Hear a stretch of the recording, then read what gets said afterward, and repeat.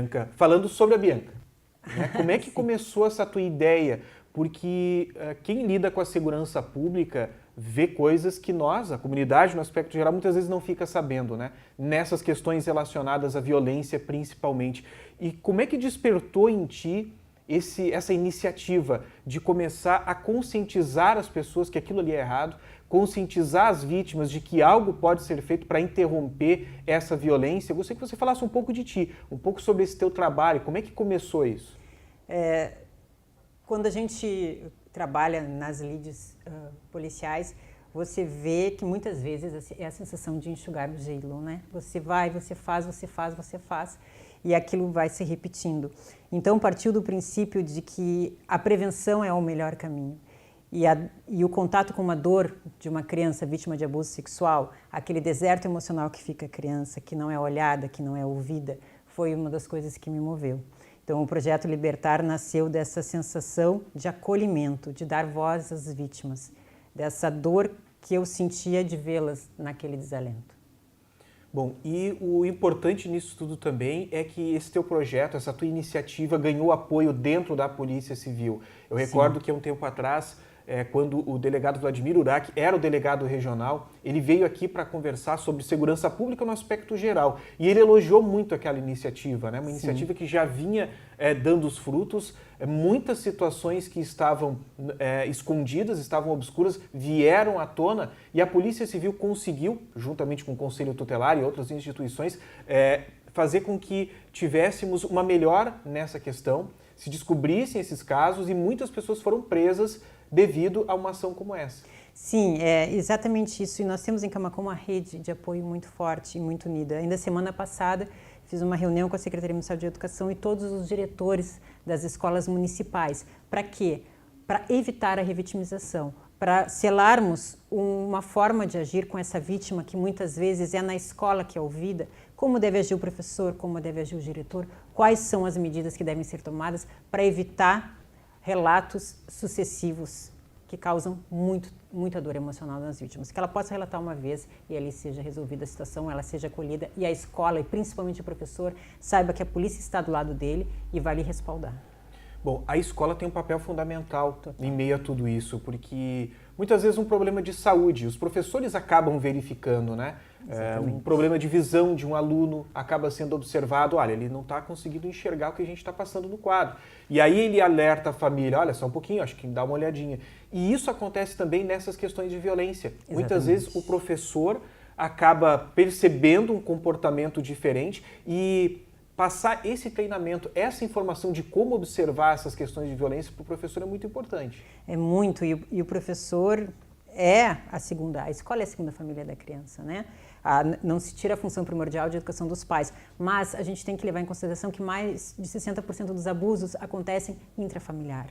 Então, às vezes, a única voz que a criança pode dar é para aquela professora. E aquela professora ela tem que ter a certeza de que ela vai estar segura e vai ter o respaldo.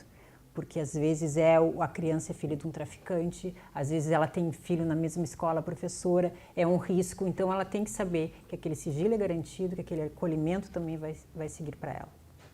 Bom, eu tenho te acompanhado pelas redes sociais, né? E prestigiado o teu trabalho, e eu percebi que de lá para cá, desde que você começou com esse trabalho importante de conscientização, que era alertar sobre a questão de violência sexual contra crianças, você tem expandido esse teu trabalho. Já eu vou falar sobre expansão territorial, né, que agora já é todo o estado do Rio Grande do Sul. Mas eu percebi, principalmente nesse mês de agosto, né, a tua atuação informando sobre a violência contra mulheres também. Ou seja, você está atuando na questão contra a violência em grupos de vulneráveis. Exato. Às vezes a população em geral tem uma ideia errada do que seria direitos humanos, né? E você trabalhar com grupos vulneráveis é dar dignidade mínima aos seres humanos. Quando você trabalha com crianças, você nota que corpos infantis são objetificados.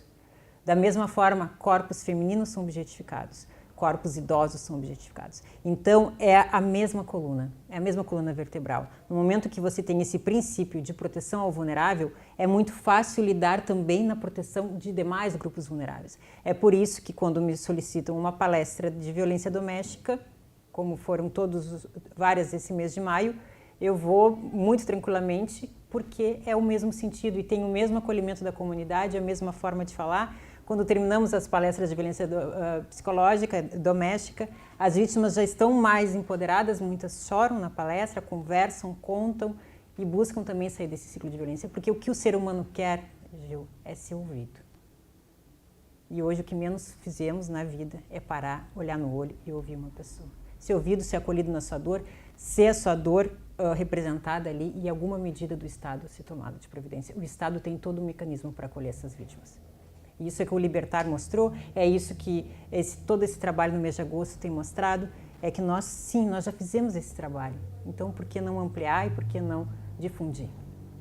Bom, agora fora do ar eu conversei um pouco com a Bianca e ela me falou uma coisa muito interessante que eu gostaria de compartilhar com quem está nos assistindo, que são os vários ciclos de violência doméstica, né? Vamos falar sobre violência contra a mulher. Por exemplo, a gente precisa identificar logo no início. Quando aquela violência ainda é psicológica, né? Exatamente. Depois ela passa a ser a violência física e, infelizmente, nós temos vários casos no Rio Grande do Sul que acaba chegando ao óbito, né? Que é o crime de feminicídio. E o teu objetivo é justamente trabalhar nessa fase inicial, para que a mulher consiga, já nas primeiras atitudes, perceber que algo errado está acontecendo e já busque ajuda já no início. Exatamente. E esse é o trabalho fundamental, esse é o cerne do Libertar, que é a conscientização, e esse é o cerne da violência psicológica também. Porque todo feminicídio, ele começa na violência psicológica. Então, é uma ascendente, o agressor vai testando a vítima e vai indo mais e mais. E a violência psicológica, ela foi prevista na Lei Maria da Penha no ano de 2006. Mas somente no ano de 2021 foi tipificado no Código Penal, ou seja, virou crime a violência psicológica. E o Anuário Brasileiro de Segurança Pública, publicado agora em 2024, referente aos dados de 2023, diz que houve um aumento de 33% nos registros de violência psicológica. Aí você pensa, meu Deus, que horror. Não, não é ruim. É sinal que a vítima está se conscientizando, está registrando e está buscando a sua proteção. Então, a Maria da Penha, às vezes, tão mal interpretada por vários, uma mulher que sofreu sucessivos crimes que a deixaram numa cadeira de rodas, ela vem com uma lei que é a terceira melhor lei do mundo no segmento, pela Organização das Nações Unidas, é considerada, porque é uma lei que atende os anseios e a atualidade desses anseios, ela prevê medidas protetivas, que no ano de 2023 o Judiciário concedeu mais de 540 mil medidas protetivas. E se nós tivemos feminicídios que ultrapassaram a casa de 1.000, ficaram acho que 1.000 e, se eu não me engano, feminicídios foram 1.467 no ano de 2023. Se a gente não tivesse essas 540 mil medidas protetivas deferidas que barraram o intento agressivo do criminoso, quantas mil mulheres teriam morrido a mais? Né? Por isso a importância de identificar logo no início e a mulher conseguir sair do ciclo de violência. Bom, a gente vê a tecnologia avançando, né? Nós estamos em um mundo completamente moderno. E nunca foi certo nenhum tipo de agressão. Nunca foi. Mas, por questões culturais, antigamente, sei lá, a gente tinha um número muito maior, as pessoas não tinham aquela conscientização que aquilo era errado. Muitas vezes os homens também não tinham aquela consciência por uma questão cultural que vinha há muito tempo. Volto a frisar, nunca foi certo, sempre foi errado. Só que a gente está vendo uma mudança tecnológica tão brusca, novos tempos, a gente está tendo tanta facilidade, tanta modernidade. Como é que hoje em dia nós ainda temos um número tão alto de casos como esse? Começa desde o nosso processo de colonização, né, também, da forma como se deu a colonização no Brasil e da forma em que age o patriarcado e toda essa cultura machista. Nós somos um Estado machista. Então, quando há essa coisificação da mulher, a mulher ser para servir um homem, ela tem que seguir o que aquele homem determina. Se ela não segue, ela é agredida.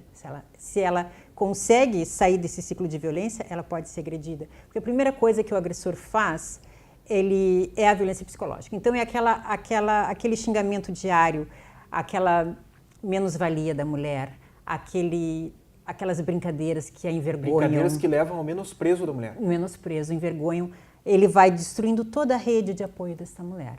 Ele arranja bronca com a sogra, que aquelas piadas ridículas, é sogra não vale nada, aquela coisa toda, começa aí. Com a sogra, com as irmãs, com as amigas, até que, muitas vezes, quando a gente vai retirar os pertences da vítima de uma casa e conversa com a vítima não tem mais para onde ir, porque ele destruiu toda a rede de apoio e ela não tem nem onde pedir abrigo. Então, a primeira coisa que o agressor faz é destruir essa rede de apoio. E uma coisa que a gente sempre fala, que tenhamos sempre sororidade feminina, a amizade entre mulheres é revolucionária. Se a sua amiga tem um marido insuportável, você aguente o insuportável. Seja o bote nesse Titanic, seja o bote que vai tirar a sua amiga. Ah, mas ele me fala desaforo. Não importa, fique ali do lado e mostre que você vai estar com ela sempre. A gente não cabe julgar uma mulher e dizer, ela é sem vergonha e gosta de passar por isso. Não cabe calçar um sapato que não é meu, a gente não sabe a vivência dela. Então, esteja sempre próximo e sempre ofereça ajuda, que ela vai uma hora se dar conta e ela vai precisar de ti. Começamos pelo princípio, ninguém gosta de ser maltratado. Ninguém gosta de ser humilhado, né? Exatamente, Então ninguém. a gente tem que se valer dessa premissa. E aquela frase antiquada, que não cabe nos dias de hoje, briga de marido e mulher, não mete a colher. A gente tem que meter sim. Porque essa briga, ela começa, como você falou, numa violência psicológica e ela chega daqui a pouco num ponto em que aquela mulher, como você mesmo disse, né, ela já não tem mais contato com a família, ela acaba se isolando em um mundo e isso é penoso, isso é uma sofrência muito grande. Porque principalmente o gaslighting, que é essa violência psicológica que faz com que a mulher duvide da sua própria percepção da realidade, muitas mulheres começam num processo de depressão e às vezes até de enlouquecimento, sabe? Tipo, já não consegue mais discernir o que é, o que não é. Tamanha incomodação, tamanho inferno que vivem, emocional. Na violência psicológica existem termos que são utilizados e aí eu gosto de frisar isso para que você que está nos ouvindo neste momento, ouvir qualquer coisa semelhante a isso que nós vamos falar aqui agora, já é um sinal de alerta. Sinal que tem alguma coisa errada acontecendo. Quando a pessoa diz assim, não, mas se tu não ficar comigo, tu vai morrer de fome. Exato. Se tu não ficar comigo, tu não vai ter onde morar. Se tu não ficar comigo, tu não vai conseguir pagar as tuas despesas. Isso é uma forma de violência psicológica, é uma forma de conseguir colocar essa mulher dentro dessa teia e a partir dali a coisa só piora. A mulher fica aquela bonequinha, sabe? Um fantochezinho. Porque vai direto na autoestima dessa pessoa. Vai rompendo todos os laços que ela tem e ela vai duvidando da sua própria capacidade de se manter sozinha, de conseguir ter os atos da vida civil com liberdade. Aí você falou uma coisa interessante, que é bom a gente até frisar mais um pouco aqui, sobre as amizades, né? A mulher ter um vínculo de amizade com outras mulheres, seja com colegas de escola, né? Sai para fazer um lanche, para fazer algum tipo de atividade, visitar umas às outras. Através dessas conversas, muitas vezes, acaba se observando e essas amigas acabam ajudando também. Sim, exatamente. Nós temos aqui no município os CRAS, né, da Prefeitura Municipal, que funcionam muito bem. Seguidamente, eu vou lá, faço palestras, o CREAS. Então, são centros de apoio às mulheres que funcionam e que conseguem encorajá-las a tocar a vida. Isso que eu te falo em órgão público, né? Então, no ambiente intrafamiliar, muitas vezes as pessoas me perguntam, tá, mas o que eu faço? Ele fica humilhando ela. Não ri da piada, conversa com ela em particular, não confronta na frente, porque aí ele vai impedir que tu convivas com a tua amiga, né? Mas mostra para ela, aos poucos tu viu como está acontecendo isso, até que ela vai se dar conta e vai sair. Todas saem. Esse convívio nos CRAS, foi interessante você falar, porque muitas vezes você aprende até uma profissão lá dentro. Existem cursos gratuitos que são disponibilizados, algumas oficinas também. Não é só essa questão da violência doméstica que é tratado nesses lugares. Não. Existe toda uma rede, todo um suporte importante que é realizado. Sim, eles fizeram um evento na semana passada ali na Somuca, eu fui dar a palestra. E estava ali o Senac fazendo massagem facial, arrumando o cabelo, umas vendendo o artesanato, outras todas muito bem atendidas nesse sentido.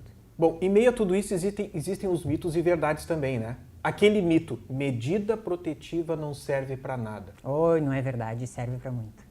Medida protetiva salva a mulher. Eles podem te dizer isso não serve para nada, vai desobedecer uma medida protetiva, chama a brigada militar. Vai preso em flagrante, entendeu? Se você não pode se aproximar, você está enchendo o saco daquela pessoa, você está ali na volta, a brigada, polícia militar chega e vê aquela situação, ele já tem uma medida protetiva, ele está desobedecendo uma ordem judicial. Então, dá cadeia. Bom, e a segurança pública aqui no município de Camaquã, ela andou progredindo muito nesse sentido, né? Hoje nós temos uma patrulha Maria da Penha, da Brigada Militar, que está fazendo um papel importante. Até nós vamos trazer aqui representantes da Brigada Militar para falar sobre isso. André Renardi, eu acho que faz um trabalho muito bom nisso. A própria Polícia Civil hoje possui um ambiente especial para atender essas mulheres, Exatamente. porque há anos atrás, um bom tempo atrás, a mulher vítima de violência, ela era atendida no saguão de entrada da Polícia Civil, da Delegacia de Camaquã, e eu não culpo os profissionais da Polícia Civil, porque esta era a estrutura que se tinha para trabalhar. Os profissionais tentavam fazer da melhor maneira possível. Mas a gente sabe como é que é um plantão de uma delegacia, chega todo tipo de crime, e muitas vezes até o próprio abusador acaba adentrando dentro daquele espaço. Hoje existe uma sala especial para isso, que é a Sala das Margaridas. Exatamente, é um atendimento privado, qualificado. A polícia está qualificando seus profissionais para melhor atender. A gente prioriza que muitas vezes seja por mulheres também, dependendo das equipes de plantão, a maior parte possui mulheres, eu acredito que todas já. Então esse atendimento é geralmente feito por uma mulher, o que faz toda a diferença, né? Bom, eu fazia muito tempo que eu não ia na delegacia de pronto atendimento de Camaquã, e a última vez que eu fui, eu fiquei feliz em ver que há um espaço infantil também. Sim, uma brinquedoteca. Crianças, né? Assim, as crianças, elas não ficam naquele ambiente tenso, né? A gente está falando sobre um local onde entra todo tipo de ocorrência. E aí a criança muitas vezes acaba vendo uma pessoa algemada, vendo alguma outra situação que não é cabível para aquela idade, né? Então, ter um ambiente onde elas acabam brincando, acabam descontraindo, e até mesmo crianças vítimas de violência, né? Tem um espaço para... Exato. E esse trabalho de conscientização nós fizemos também com relação aos idosos. Fizemos o ano passado, esse ano também já vão solicitando, por causa desses meses dessas temáticas, né? Maio Laranja, né? Agosto Lilás, Outubro Rosa, e aí agora o Setembro Amarelo. Então são todas temáticas que vão fazendo com que a gente vá se especializando também, cada vez mais conhecendo e buscando conscientizar a comunidade. O nosso objetivo todo é passar o conhecimento que previne e que salva, que a pessoa não precise ir lá registrar uma ocorrência já machucada ou com uma tentativa de feminicídio, ou um idoso já num estelionato, caindo como uma vítima num golpe, tantas vezes acontece, e que uma criança consiga barrar, principalmente no caso de estupro virtual, que hoje é uma realidade, já consiga se dar conta, opa, esse cara aqui está querendo coisa comigo, no telefone. E isso a gente passa muito nas escolas. Já foram mais de 100 palestras só do Libertar desde março do ano passado. Então são milhares de crianças que recebem esse conhecimento que previne e que salva elas. Bom, um tema muito importante nessa violência também, que grupos vulneráveis e que a gente não vê se falar muito, é a violência contra o idoso, que também está presente e é uma realidade diária. Aqui em Camaquã, por exemplo, né, a gente tem vários casos sobre isso. E existem várias formas de violência contra o idoso também. Várias formas. E o que mais... hoje, o crime que mais cresce é o estelionato virtual, né? E o idoso é uma presa facílima. Então, a gente fizemos no grupo Maturidade Ativa do SENAC uma palestra do SESC exatamente sobre isso, e também em Arambaré, porque aí a gente mostra, olha, eles vão te falar isso, isso, isso, aí tu vai fazer isso, isso. Os maiores golpes, os mais em voga, os mais na moda do mundo criminoso, a gente chega, conscientiza, e muitas vezes também a questão de não passar o seu cartão de benefício para ninguém, né? Toda essa coisa que a vítima idosa sofre demais, né? Maus tratos contra idoso, todo esse tipo de coisa. Bianca, nosso tempo aqui está se esgotando. Eu tenho literalmente um caminhão de perguntas para te fazer, mas eu gostaria muito que você viesse em outras oportunidades para a gente falar mais sobre a violência contra o idoso. E existe um tema também que cada dia mais a gente precisa debater, que é esse que você falou sobre a violência sexual virtual, né? Que acaba induzindo muitas vezes as crianças e adolescentes a práticas erradas. Então eu gostaria que você falasse exclusivamente sobre esse tema em uma outra oportunidade. É um tema imenso e que hoje já é reconhecido juridicamente a possibilidade, né? Com a mesma pena de um estupro real.